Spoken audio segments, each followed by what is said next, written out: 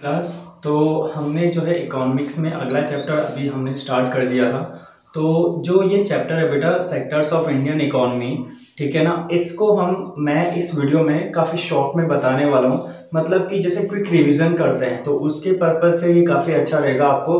अगर आपने पहले से पढ़ा हुआ है तो आपको ये शॉर्ट में समझने में काफ़ी हेल्प कर देगा। लेकिन अगर आपने नहीं पढ़ा है तो कमेंट कर देना, देन मैं इसको पूरी डिस्क्रिप्टिव फॉर्म में टुकड़ों टुकड़ों में इसको समझा दूंगा हर एक पार्ट को, तो आपको अच्छे से समझ में आ जाएगा। ओके, नाउ यहाँ पे देखो chapter sectors of Indian economy, ठीक है ना, इंडियन इकोनॉमी के जो सेक्टर होते हैं। ओके बेटा, इकोनॉमी और इकोनॉमिक्स मैंने ये समझा दिया था इससे पहले 9th की वीडियोस में बता दिया कि इकोनॉमिक्स मतलब बोलते हैं अर्थशास्त्र, जहाँ पे अर्थ की बात होती है, पैसे की बात होती है हमेशा, ठीक है ना। इकोनॉमी मतलब अर्थव्यवस्था, कैसे हमारी जो अर्थव्यवस्था इंडिया की वो कैसे चल रही है, ठीक है ना। अब सेक्टर्स की बात करें तो देखो बेटा, इंडिया है ना जो हमारी कंट्री, इसमें जो इसकी पॉपुलेशन है, जो इसकी वर्किंग है, इसमें जो प्रोडक्शन होता है, डेवलपमेंट होता है, वो कैसे कैसे होता है, ठीक है, इसमें काम कैसे चलता है, इसकी ग्रोथ कैसे हो रही है, इसको समझने के लिए ना इस इंडिया की इकोनॉमी को 3 भाग में डिवाइड किया गया है, ठीक है ना।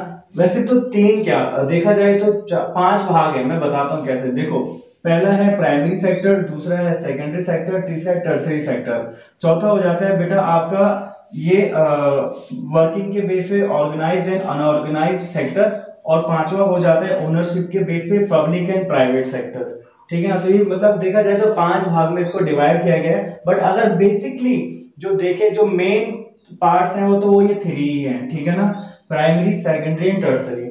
ओके, तो आप पहले प्राइमरी सेक्टर को समझ लो वेरी क्विकली। प्राइमरी सेक्टर बेटा वो सेक्टर होता है जो जिसमें डायरेक्टली जो भी हमारा वर्क होता है, डायरेक्टली जो इन्वॉल्वमेंट होता है वो नेचर के साथ होता है। जो भी प्रोडक्ट उत्पादन किया जाता है, किसी भी चीज का प्रोडक्शन किया जाता है, वो डायरेक्टली नेचर से प्राप्त होती है, ठीक है ना। इसलिए इसको एग्रीकल्चर सेक्टर भी बोलते हैं। खेती बाड़ी जो करते हैं वो भी इसी का पार्ट है। अभी एक एग्जांपल से तीनों को समझाऊंगा, पहले इनको ऐसे समझ लो। उसके बाद है बेटा सेकेंडरी सेक्टर। सेकेंडरी सेक्टर को हम इंडस्ट्रियल सेक्टर भी कहते हैं, क्योंकि यहाँ पे जो भी प्रोडक्ट हमें प्राप्त होता है बेटा, वो क्या होता है कि प्राइमरी से आया लेकिन उसका मैन्युफैक्चर्ड यहाँ पे किया गया, उसको अपने अनुसार डेवलप किया गया, नीड के हिसाब से उसको डेवलप किया गया, उसको मैन्युफैक्चर किया गया, ठीक है। और तीसरा हो जाता है बेटा टर्सरी सेक्टर। टर्सरी सेक्टर वो सेक्टर होता है जहां पे प्राइमरी सेकेंडरी से जो भी प्रोडक्ट हमको मिले हैं, तो हमने उसको क्या किया, एक स्थान से दूसरे स्थान पे पहुंचाया, या उसके लिए जो भी सर्विस की जरूरत थी, जो भी सेवा की जरूरत थी, वो हमने प्रोवाइड करी,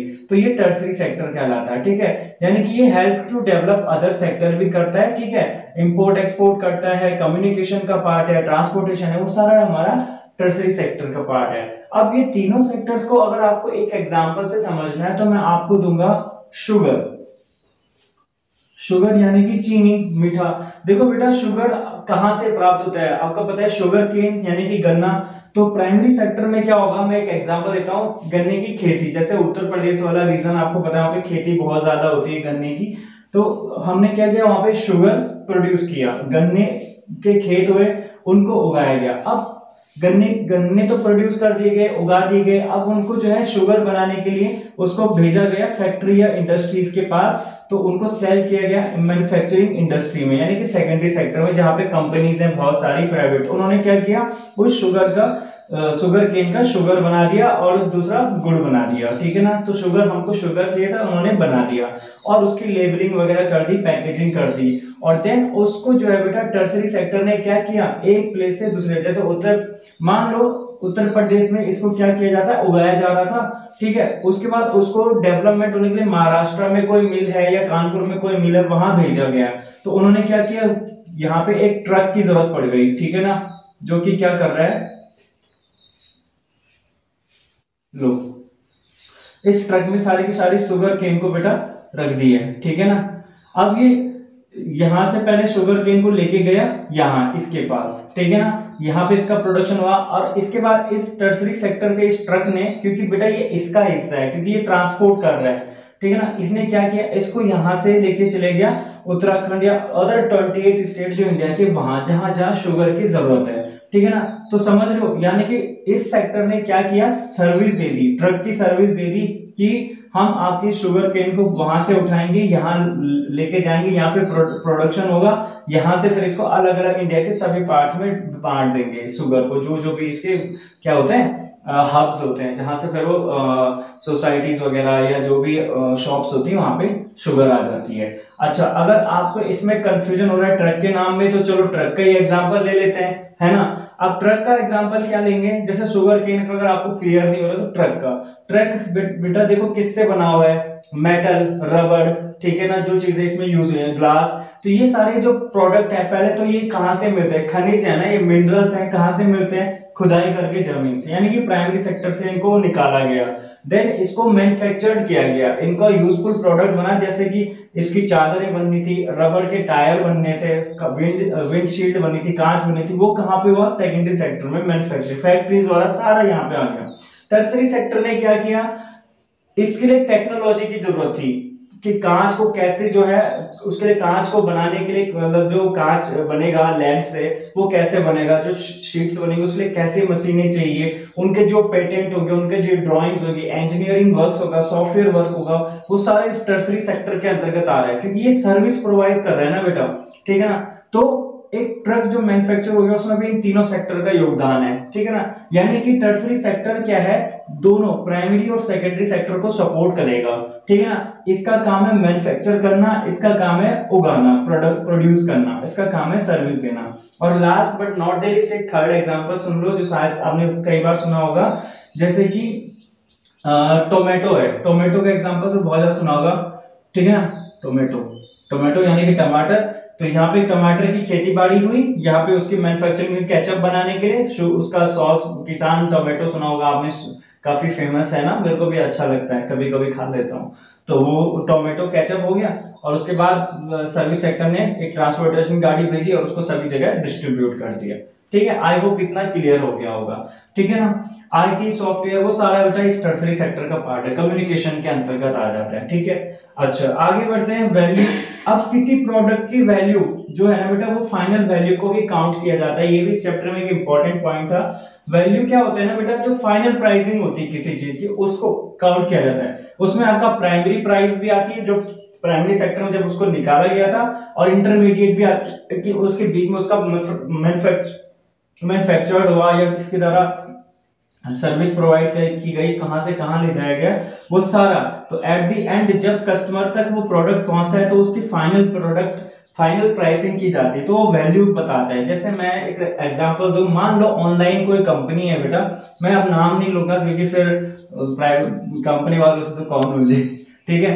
तो यहाँ पे एक नाम ले दो, जैसे मान लो कोई ऑनलाइन XYZ कंपनी है, उसने 450 की कोई शर्ट आपको दे दी, और ठीक है, मार्केट में ये शर्ट आपको 500 रुपए की मिल रही थी आपके पड़ोस के दुकान में, तो आपने बोला कि मैं ऑनलाइन मंगाऊंगा, ठीक है ना, क्योंकि मुझे 50 रुपए सस्ती पड़ रही है। वैसे इतना तो कोई नहीं दिखता है, बट 1 मिनट की बात है, क्योंकि आपने तो मेन मार्केट से लेना मना कर दिया, आपने बोला कि मैं ऑनलाइन ही लूंगा, ठीक है। यहाँ 500 की पड़ी, यहाँ 450, तो आपने ऑनलाइन मंगा ली।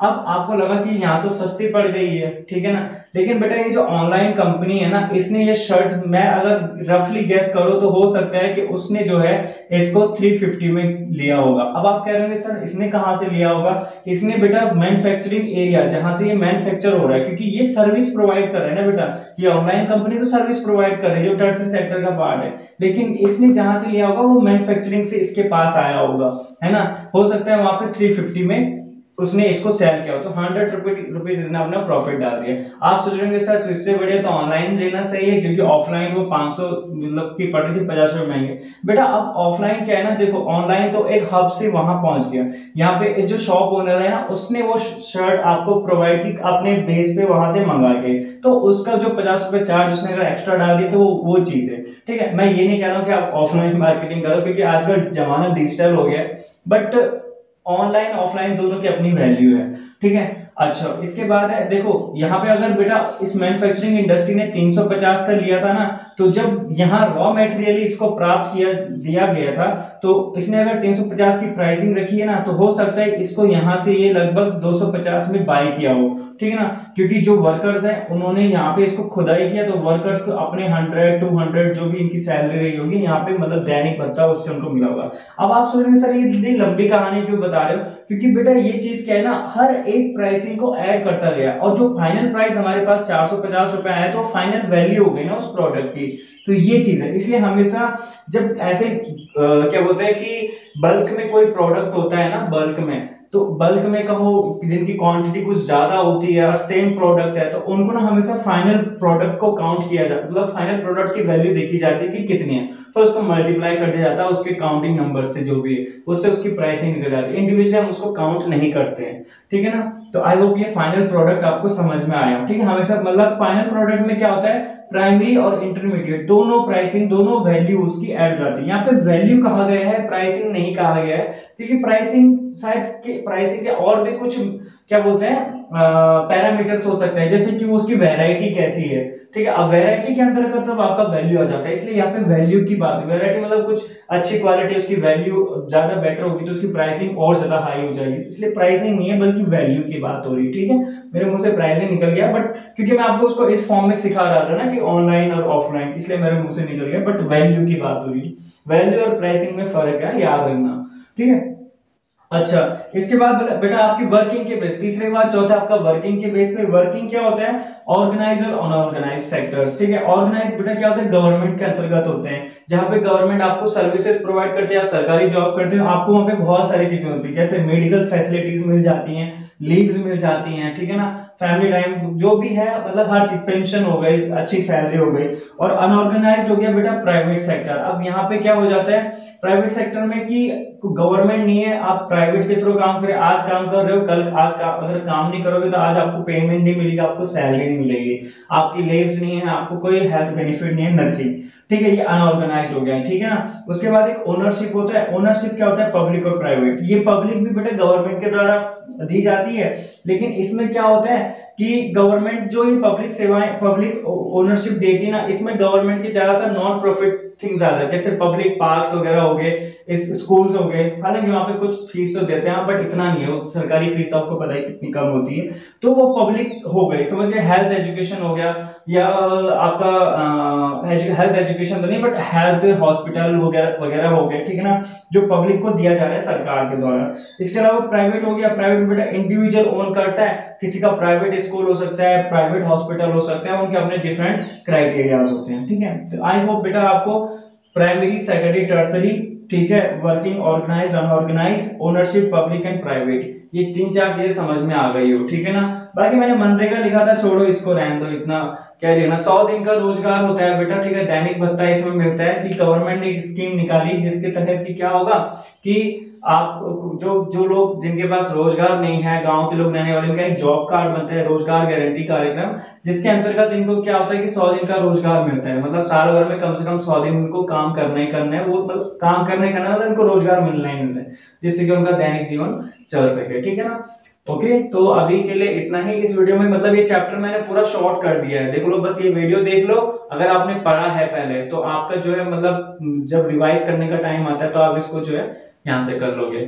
और अगर इसको अच्छे से समझना है तो डेफिनेटली कमेंट करिएगा, तो एक एक चीज को बहुत डीपली डिटेल में बता दूंगा। Thank you.